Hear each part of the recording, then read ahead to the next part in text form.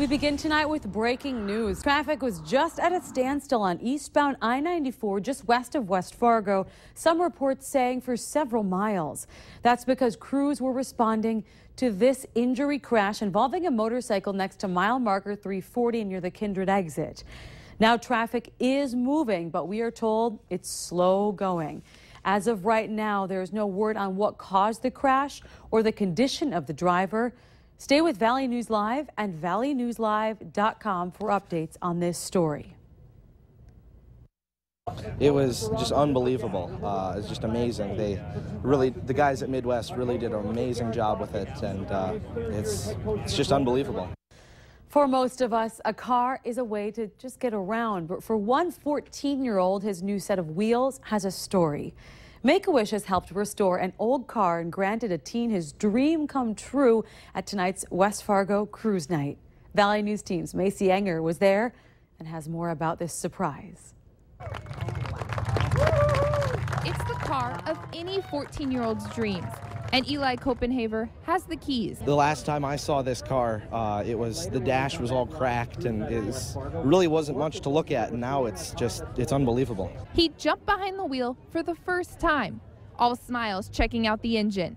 The '74 Trans Am used to belong to Eli's uncle, who gave it to him before he passed away. I thought maybe we should sell it, and he said, no way, this is a family heirloom, and I want to take my driver's test in this car, so how could I, as a father, knowing what he faced, that had to stand behind him. Eli has been battling cancer. I'd say, my life changed pretty much overnight. That's where Make-A-Wish heard about his story, and crews quickly worked to restore the family's Trans Am so that he could have it for his driver's test. We pushed so hard because we knew we didn't have a lot of time, and just the big picture, just couldn't wait to get to this point. This year-long project was done in 2 months. It took 600 hours and 7 workers to restore it to what it looks like now.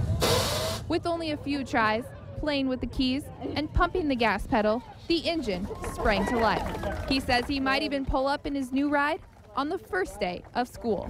In Fargo, Macy Enger, Valley News Live. Now, Eli is in remission. He says he just got his driver's permit and will be going for his driver's test in a year. A development that addresses one of Fargo's biggest housing need, affordable rental options for seniors, broke ground for the final phase of the project today. The event was co-hosted by Beyond Shelter and the North Dakota Housing Finance Agency. It marked the completion of North Sky Apartments' second phase and the groundbreaking for the third and final building. NDHFA awarded federal low-income housing tax credits to BSI this year that will provide phase 3 with $3.7 million in project equity. The state agency also made a conditional commitment valued at $60,000 from the North Dakota Housing Incentive Fund. And we're saying, folks, if you are a senior citizen or you have low income, we want you to stay in the community where you have lived your whole life. We don't want you to be forced to have to go somewhere else. North Sky Apartments is located in the Urban Plains neighborhood in South Fargo.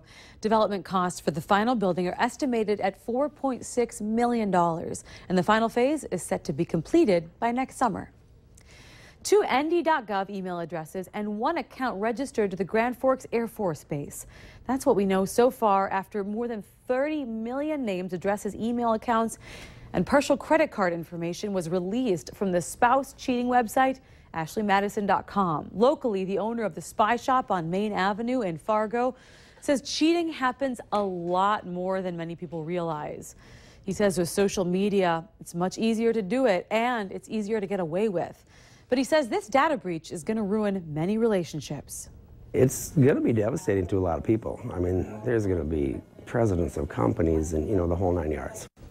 Also late today, the hackers released even more information from the database. This latest data dump is about twice as much as the original. 5 Fargo teens are telling others to stand up to bullies. The group from North Fargo recently won first place in Best Acting for their short film about transgender bullying. The students wrote, filmed, edited, and acted in the whole thing themselves. They're all members of the Gay Straight Alliance at Fargo North and say the complex topic is something they wanted to shed light on. We decided to touch on the transgender topic because we thought it was something that people don't really hear about as much, and that it's just, there's a really big need for people to understand. The 5 teenagers say they've all been bullied and used those experiences for the film. To see the film, click on this story on valleynewslive.com. Regional Disaster Officer for the Red Cross in the Dakotas region, Tom Tezel of Grand Forks, is deploying to Idaho to help with wildfire disaster relief there. He'll be leaving tomorrow morning. Wildfires in Idaho have already destroyed at least 50 homes. 3 shelters are open for those impacted and evacuated. The American Red Cross says it has hundreds of volunteers on the ground helping with the disaster relief efforts in the western United States as wildfires threaten numerous communities in California, Washington, Oregon, Montana, and Idaho. You may have seen them on America's Got Talent. The Olate dogs made a special appearance today at Fargo's Homeward Animal Shelter. The dogs are champions and national spokesdogs for rescue dogs everywhere. Just look at them go.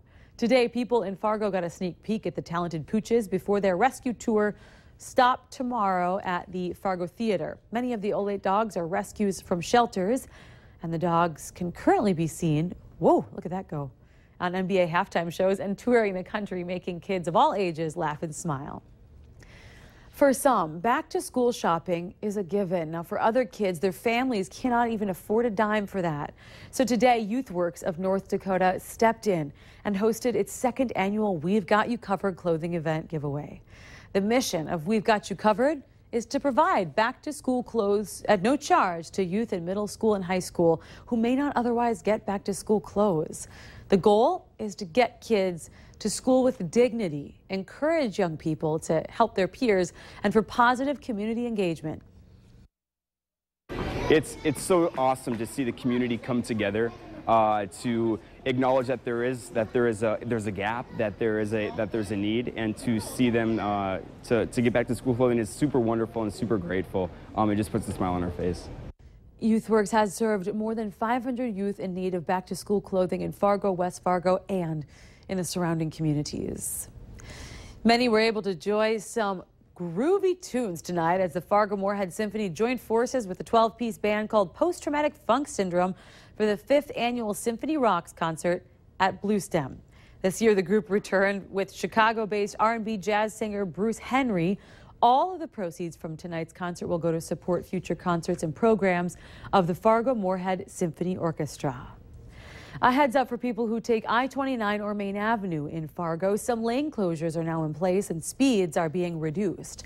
The North Dakota DOT is repairing traffic signals at the northbound intersection of Main Avenue and I-29.